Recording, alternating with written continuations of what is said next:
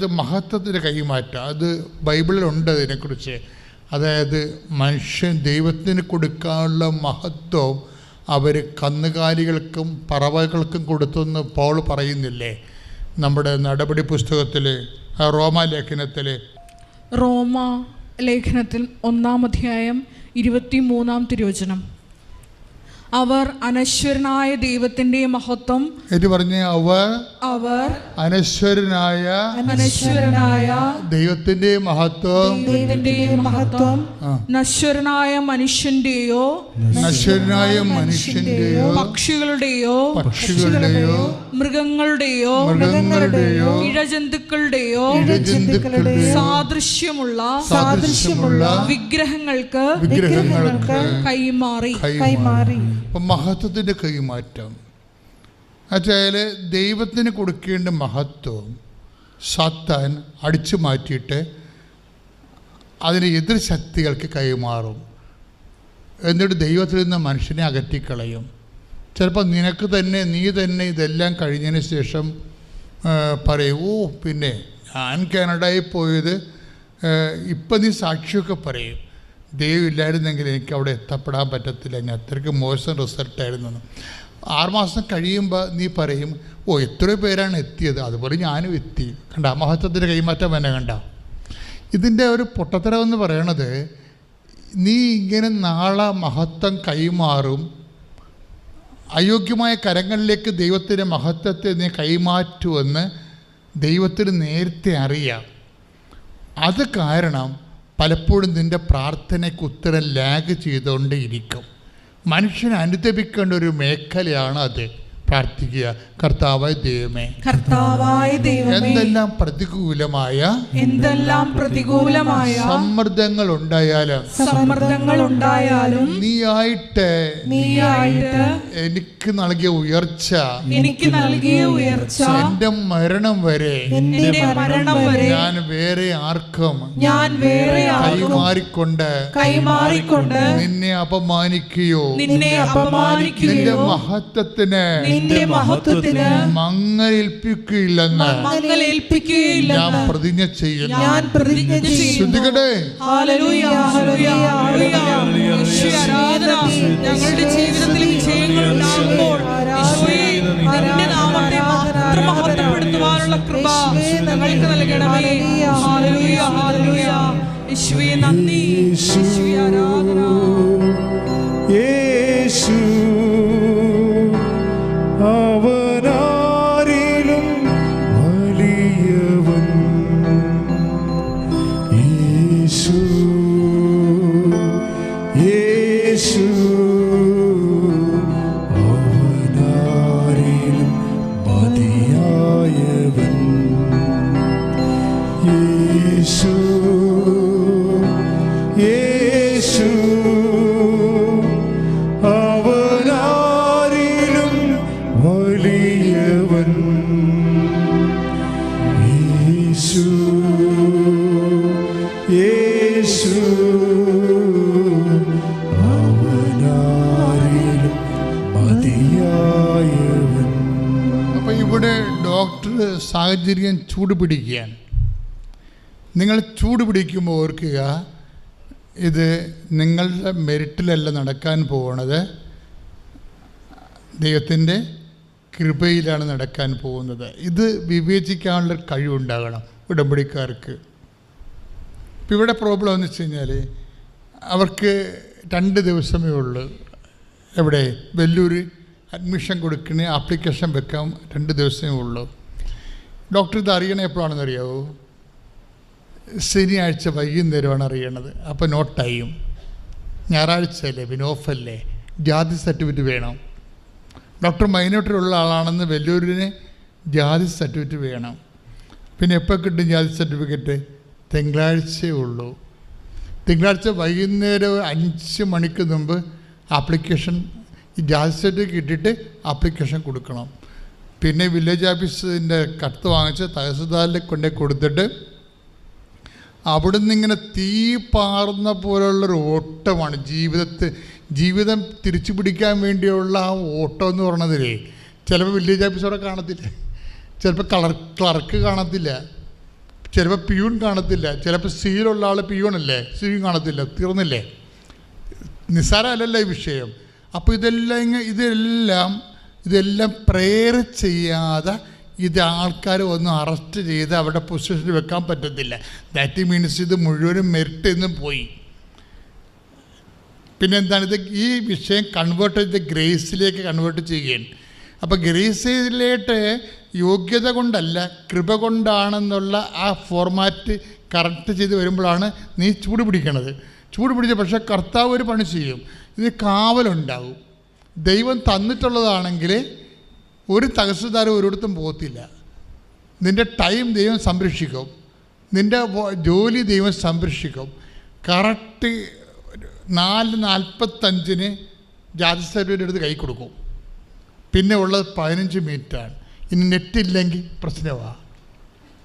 എൻ്റെ ഇടയ്ക്ക് നെറ്റും പോവില്ല ഈ കറക്റ്റ് ടൈമിന്. അപ്പോൾ അതിനുള്ളിൽ എന്തുമാത്രം ചക്രശ്വാസം വലിച്ചു കാണാം. ഈ ചക്രശ്വാസം വലിക്കണമല്ല പ്രശ്നം, അതൊക്കെ പ്രാർത്ഥന വലിയാക്കി ചേഞ്ച് ചെയ്യാൻ പഠിക്കണം. അത് അപ്പം നമ്മൾ അപ്പോൾ തന്നെ പൂർണ്ണമായിട്ടും ദൈവമേ നോട്ട് ബൈ മെറിറ്റാണ് ഇത് വർക്ക് ചെയ്യണമെന്ന് ഞാൻ തിരിച്ചറിയുന്നു. എൻ്റെ കഴിവല്ല, നിൻ്റെ കൃപയാണെന്ന്. അപ്പോൾ 5:55 അല്ല 4:55 ഡോക്ടറിന് തിരിച്ച് ഇമെയിൽ വരും. എന്താണ്? നിങ്ങളുടെ ആപ്ലിക്കേഷൻ ടേക്കപ്പ് ചെയ്തു. 5 മിനിറ്റ് വ്യത്യാസം. അത് കൈ ഇടിച്ച് കിടത്താൻ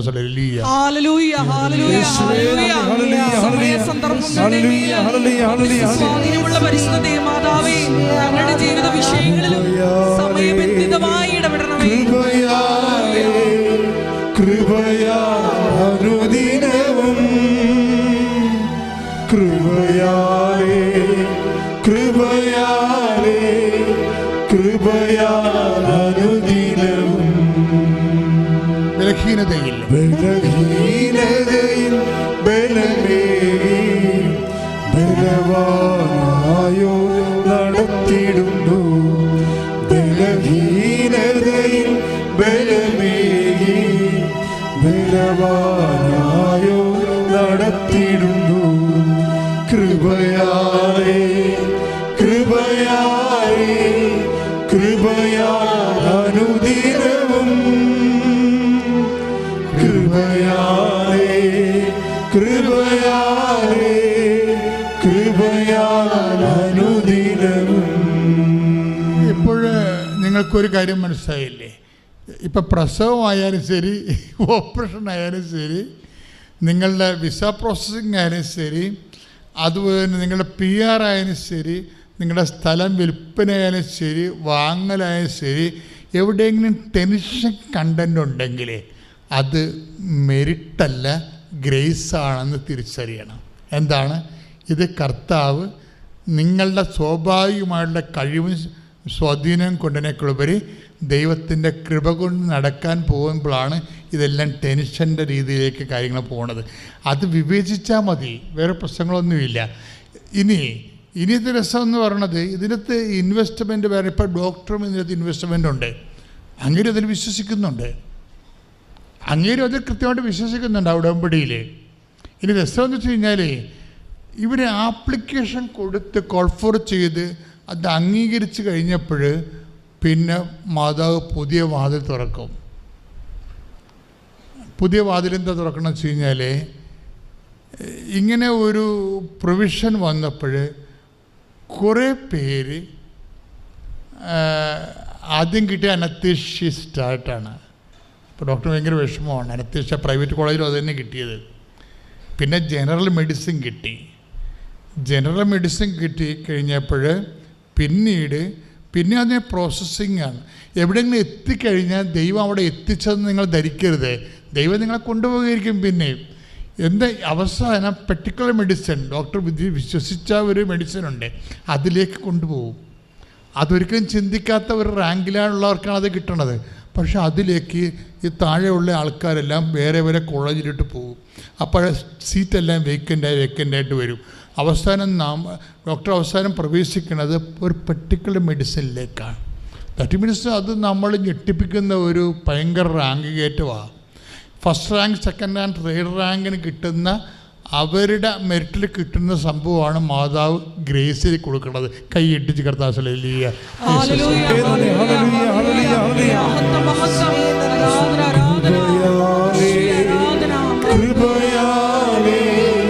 കൃപയാനുദിനവും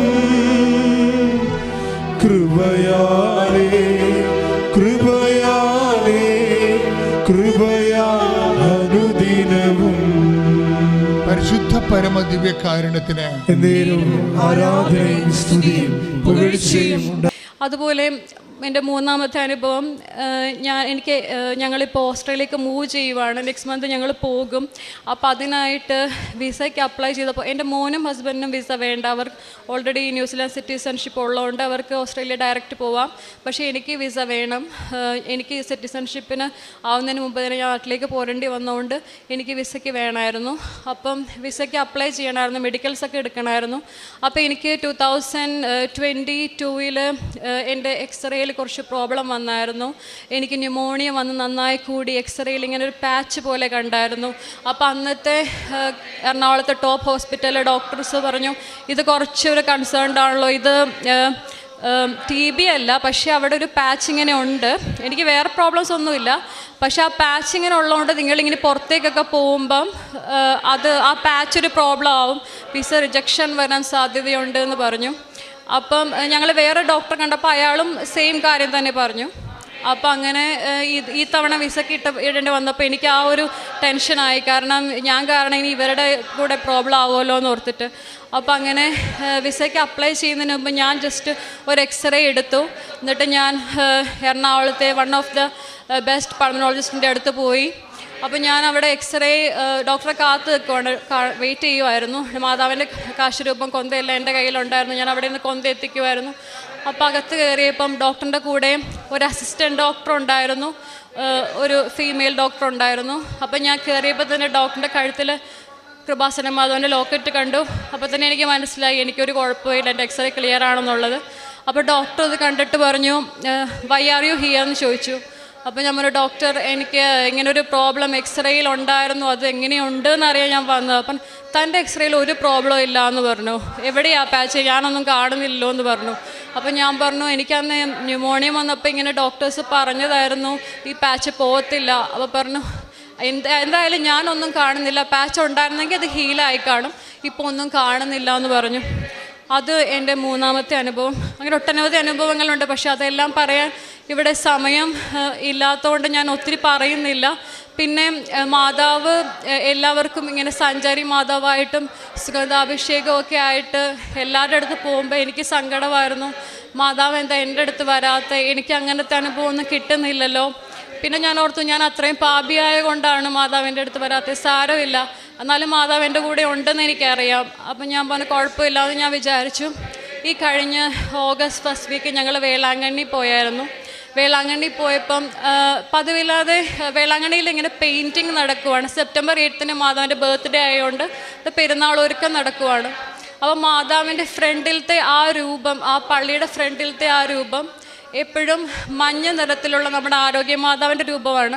പക്ഷേ ഈ തവണ ഞങ്ങൾ ചെന്നപ്പോൾ കറക്റ്റ് ആഷ് കളറിലാണ് ആ രൂപം കണ്ടത്. അതിൻ്റെ ബാക്കിൽ ബ്ലൂ കളർ. ഇവിടുത്തെ മാതാവ് ഇരിക്കുന്ന പോലെ തന്നെ നമ്മൾ താഴെ നോക്കിയാൽ അത് കൃപാസന മാതാവായിട്ട് നമുക്ക് തോന്നുള്ളൂ. ഈ മാസം വേളാങ്കണ്ണി പോയവരത് കണ്ടു കാണും. അപ്പം ഞാനത് കണ്ടപ്പം എന്താ ഇവിടെ കൃപാസന മാതാവാണോ എന്ന് ഞാനിങ്ങനെ വിചാരിച്ചു. ഞാൻ അമ്മയെ വിളിച്ച് കാണിച്ചു കൊടുത്തു, ഇവിടെ കൃപാസന മാതാവിൻ്റെ രൂപം കണ്ടോ എന്ന് പറഞ്ഞിട്ട്. എന്നിട്ട് ഞങ്ങൾ പള്ളിക്കകത്ത് കയറി നേർച്ച ചെയ്യുമായിരുന്നു. അപ്പോൾ അവിടെ ഒരു നേർച്ച ഉണ്ട്. നമ്മളിങ്ങനെ തേങ്ങ അറിയായിരിക്കും, വേളാങ്കണ്ണി പോയിട്ടുള്ളവർക്ക്, തേങ്ങ 2 കഷ്ണമായിട്ട് നമ്മളിങ്ങനെ നമ്മുടെ താലത്തിൽ വെച്ചിട്ട് പള്ളിക്കകത്ത് ഇങ്ങനെ നീന്തി അവിടെ കൊണ്ടുപോയി കൊടുക്കും. ആ നേർച്ച ചെയ്യുമായിരുന്നു ഞാനും എൻ്റെ അമ്മയും. അപ്പം ഞാനിങ്ങനെ നീന്തി വരുവാണ്, അപ്പം അമ്മ അടുത്ത് നടക്കുവാണ്. അപ്പം ഞാനങ്ങനെ നീന്തി വരുന്ന സമയത്ത് ഒരു ബ്ലൂയിഷ് ഫ്ലോറൽ ഡിസൈനിലുള്ള സാരി എടുത്ത ഒരമ്മച്ചി കയ്യിലൊരു നീല കൊന്തയും പിടിച്ചിട്ട് എൻ്റെ അടുത്ത് ഇങ്ങനെ വന്നു. ഡയറക്റ്റ് എൻ്റെ അടുത്ത് ഇങ്ങനെ വന്നു. എന്നിട്ട് ഇങ്ങനെ കൈ നീട്ടി. അപ്പം ഞാൻ പറഞ്ഞു, അമ്മ എന്തെങ്കിലും കൊടുക്കുക, അമ്മച്ചിക്ക് എന്തെങ്കിലും കൊടുക്കുക. അപ്പം അമ്മ പേഴ്സിൽ നിന്ന് ഇങ്ങനെ എടുക്കാൻ പോയപ്പോൾ അമ്മച്ചി പറഞ്ഞു, വേണ്ട കോവിലിക്കകത്ത് പണം കൊടുക്കക്കൂടാതെന്ന് പറഞ്ഞു. തമിഴ് അമ്മച്ചിയായിരുന്നു. അപ്പം ഞാൻ അപ്പം ഞാനിങ്ങനെ ഞെട്ടി. അപ്പോൾ അമ്മച്ചി പറഞ്ഞു, ഇതെനിക്ക് തരുമോ, ഈ തേങ്ങ ചോദിച്ചിട്ട് ഇതെനിക്ക് തരുമോ എന്ന് ചോദിച്ചു.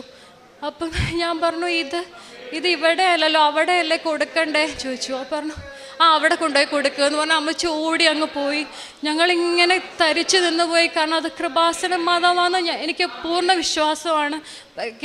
ഇങ്ങനെ അറിയാത്തവർക്ക് പലതും തോന്നും, വെറുതെ അന്ധവിശ്വാസം. പക്ഷേ അല്ല, എനിക്ക് ഉറപ്പാണ് അത് മാതാവാണെന്ന്. അപ്പം ഞാൻ മാതാവിനോട് പറഞ്ഞു, അമ്മേ മാതാവേ, എനിക്ക് വിശ്വാസമാണ്, പക്ഷെ ഞാൻ ഈ സാക്ഷ്യം പറയുമ്പം ബാക്കിയുള്ളവരത് വിശ്വസിക്കാൻ അമ്മ എന്തെങ്കിലും ഒരു അടയാളം എനിക്ക് തരുമോ, എൻ്റെ വിസ വിതിൻ 7 days എനിക്ക് തരുമോ, നെക്സ്റ്റ് വീക്കിൽ വരണം എന്ന് പറഞ്ഞ് ഞാൻ മാതാവിനോട് പ്രാർത്ഥിച്ചു.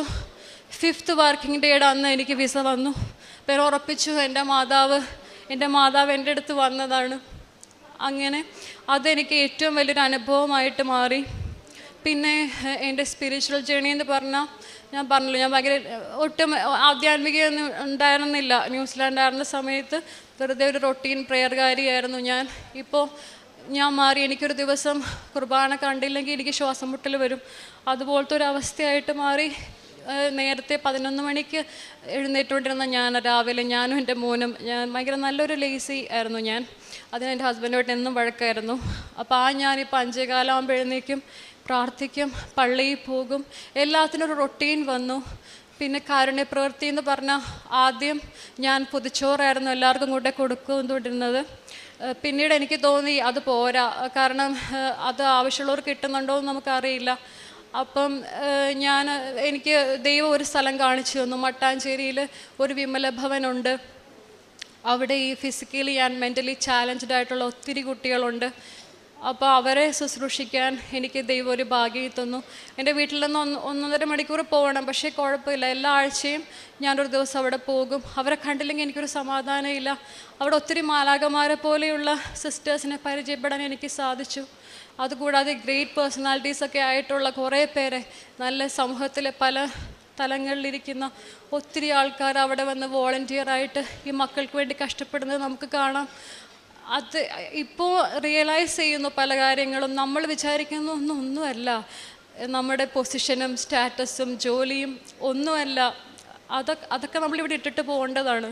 നമ്മൾക്ക് എറ്റേണിറ്റി, നിത്യത എന്നൊരു സംഭവമുണ്ട്. പണ്ട് ഞാൻ ഓർത്തിട്ടുണ്ട്, ഇതൊക്കെ ഒരു മിത്താണോ, ഈ അച്ഛന്മാരും സിസ്റ്റർമാരൊക്കെ അവരുടെ ജീവിതം ഇങ്ങനെ വെറുതെ കളയുമല്ലേ, ഇത് കഴിഞ്ഞൊക്കെ ഒരു ലൈഫുണ്ടോ. പ്രാർത്ഥിക്കുന്ന ആളായിരുന്നു ഞാൻ, എന്നിട്ടാണ് ഞാൻ അങ്ങനെയൊക്കെ വിചാരിച്ചുകൊണ്ടിരുന്നത്.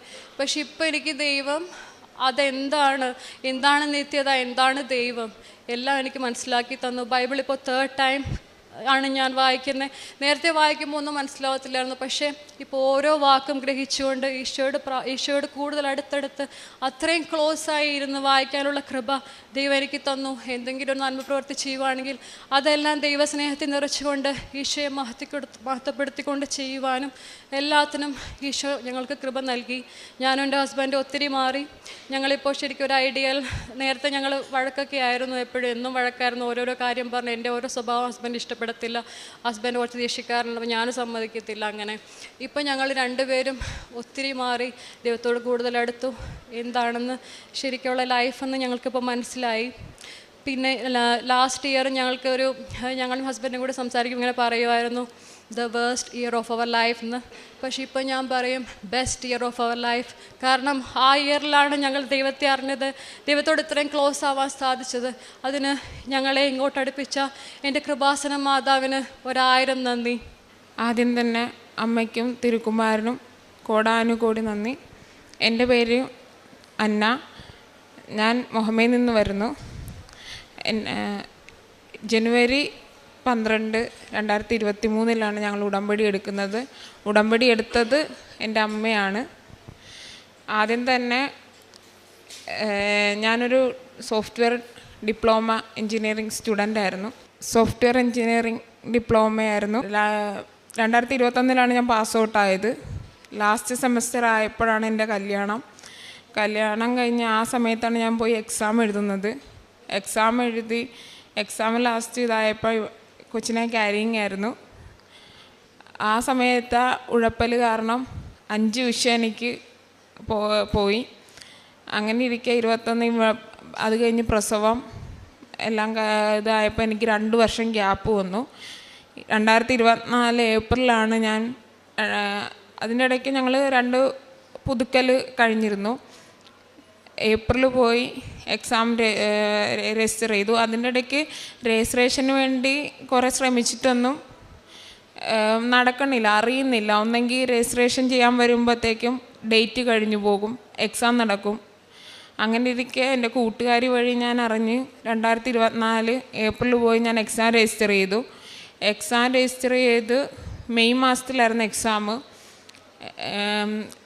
അതിൻ്റെ ഇടയ്ക്കുള്ള ആ 1 മാസ ഗ്യാപ്പിൽ 5 വിഷയം ഒരുമിച്ച് പഠിക്കണം.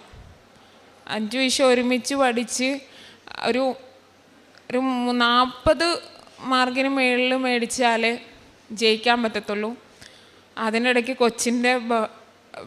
കൊച്ചിൻ്റെ കാര്യങ്ങളും എല്ലാം കൂടെ ആയിട്ട് പഠിക്കാനുള്ള സമയം കിട്ടണില്ല.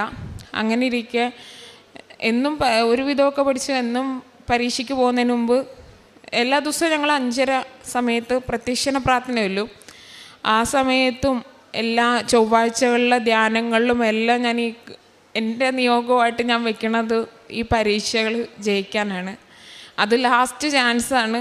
പിന്നെ വേറെ സിലബസ് മാറും, പുതിയ സിലബസ് പഠിക്കണം. അങ്ങനെ ഇരിക്കെ പരീക്ഷയ്ക്ക് പോകുന്ന ദിവസം ഞാൻ രാവിലെ പോകുന്നതിന് മുമ്പ് അമ്മയോട് ചെന്ന് പ്രാർത്ഥിച്ച് അമ്മയുടെ ഒക്കെ ഒരു വചനം എടുത്ത് പ്രാർത്ഥിച്ചിട്ടാണ് പോണത്. ആദ്യത്തെ പരീക്ഷ സമയത്ത് ഞാൻ പോയി അമ്മയോട് പറഞ്ഞു, അമ്മ എൻ്റെ ഇത് ലാസ്റ്റ് ചാൻസാണ്, ഇനി എനിക്കിങ്ങനൊരു ചാൻസ് കിട്ടത്തില്ല. അതുകൊണ്ട് എൻ്റെ വിഷയം എങ്ങനെയാണ്, ഞാൻ ഈ പോയി എഴുതുന്ന പരീക്ഷ ഞാൻ തോക്കുമോ അതോ ഇനി അത് ജയിക്കുമോ എന്ന് ചോദിച്ച് ഒരു വചനം എടുത്തപ്പോൾ എനിക്ക് കിട്ടിയത്, നീ ഭയപ്പെടേണ്ട, നീ പോകുന്നിടത്തെല്ലാം നിന്നെ കാത്തുകൊള്ളാൻ ഞാൻ എൻ്റെ ദൂതന്മാരോട് കൽപ്പിക്കും എന്നുള്ള വചനമാണ് എനിക്ക് കിട്ടിയത്. അങ്ങനെ അമ്മയുടെ ഉടമ്പടി ഉപ്പും കാശ് രൂപവും, ആ കാശ് രൂപം ഇന്നും എൻ്റെ കഴുത്തേൽ കിടപ്പുണ്ട്. ആ കാശ് രൂപം എടുത്തുകൊണ്ടാണ് ഞാൻ പോകുന്നത്. പോയി പരീക്ഷ എഴുതുന്ന സ്ഥലത്ത് വെച്ച് പ്രാർത്ഥിച്ചിട്ടാണ് പരീക്ഷ എഴുതി തുടങ്ങിയത്. അങ്ങനെ 5 വിഷയത്തിനും ഞാൻ അങ്ങനെയാണ്.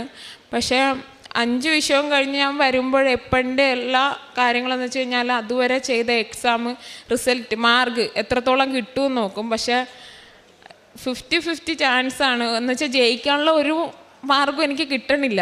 ഞാൻ കൂട്ടി നോക്കിയിട്ട് ഞാൻ എഴുതിയ ആവറേജ് വെച്ച് നോക്കിയിട്ട് എനിക്ക് കിട്ടണില്ല. അങ്ങനെ ഇവർ ചോദിക്കുമ്പോഴും ഞാൻ പറയും 50-50 ആണ്, കിട്ടുമെന്ന് ഉറപ്പില്ല. അങ്ങനെ റിസൾട്ട് ഈ ജൂലൈയിൽ റിസൾട്ട് വന്നു. റിസൾട്ട് വന്ന സമയത്ത് ഞാൻ അമ്മയോട് എൻ്റെ ഉടമ്പടി നിയോഗത്തിലും അതാണ് ഞാൻ വെച്ചിരുന്നത്, എൻ്റെ തോറ്റുപോയ വിഷയങ്ങൾ പാസ്സാവാനായിട്ട്. അങ്ങനെ റിസൾട്ട് വന്ന സമയത്ത് ഞാൻ പ്രത്യക്ഷണ പ്രാർത്ഥന ചൊല്ലിക്കൊണ്ടാണ് ഞാൻ റിസൾട്ട് നോക്കുന്നത്. നോക്കിയപ്പം ഉറപ്പില്ലാത്ത 5 വിഷയവും ഒറ്റയടിക്ക് അത് പാസ്സായി. 5 വിഷയവും ഫുള്ളും കിട്ടി. അതാണ് എൻ്റെ ആദ്യത്തെ അനുഭവം. രണ്ടാമത്തെ അനുഭവം എൻ്റെ കുഞ്ഞിൻ്റെ കാര്യത്തിലാണ്. കുഞ്ഞിന് തൊണ്ടയിലൊരു കുരു വന്നു ഡോക്ടറിനെ കൊണ്ട് കാണിച്ച് അവർ ആൻറ്റിബയോട്ടിക് സ്റ്റാർട്ട് ചെയ്തു. ആൻറ്റിബയോട്ടിക് സ്റ്റാർട്ട് ചെയ്തിട്ട് പറഞ്ഞു ഇതൊരു 3-4 ദിവസം എടുത്തിട്ടേ അത് മാറത്തുള്ളൂ എന്ന് പറഞ്ഞു. അങ്ങനെ ഇരിക്കെ വീട്ടിൽ വന്നപ്പം അമ്മ ഇവിടെ ഇല്ല, അമ്മ ചേച്ചിയുടെ അടുത്താണ്. വീട്ടിൽ വന്ന് ഞാൻ നോക്കി, ഇവളെ ഉറങ്ങണില്ല, പാല് കുടിക്കണില്ല, ഒന്നും കഴിക്കണില്ല, കരച്ചിൽ. അങ്ങനെ കുറേ ശ്രമിച്ചിട്ട് ആരുടെ അടുത്തും പോകണില്ല. വീട്ടിൽ ചാച്ചൻ മാത്രമുള്ള ആരുടെ അടുത്തും പോകണില്ല. അങ്ങനെ ഇരിക്കെ അമ്മയെ വിളിച്ചപ്പോൾ ഞാൻ കാര്യം പറഞ്ഞു. അമ്മ പറഞ്ഞു നീ ഉടമ്പടി തൈലം എടുത്ത് വിശ്വാസ പ്രമാണം ചൊല്ലി അവിടെ ആ കുരുവുള്ള ഭാഗത്ത് നീ പെരട്ട് എന്ന് പറഞ്ഞു. അവിടെ പെരട്ടി പ്രാർത്ഥിച്ച് എന്നിട്ടും ഒന്നും മാറണില്ല. അവൾ കരച്ചിൽ ഉറങ്ങണില്ല.